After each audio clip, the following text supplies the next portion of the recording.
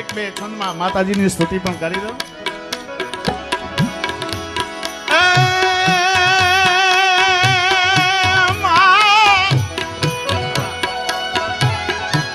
રાગ ભોપાલી છે. નવરાત નવેલી બનિયલ બેલી ભાવ ભરેલી બબકેલી અનહટ પર ખેલી કમર કસેલી સહેલી સાદેલી બની ચંપક બેલી માન ભરેલી સોડ સદેલી શણગારી ચામુંડા ચંડી ધજા પ્રચંડી એ માય સુર વિખંડે અવતારે એ માય સુર વિખંડી અવતારે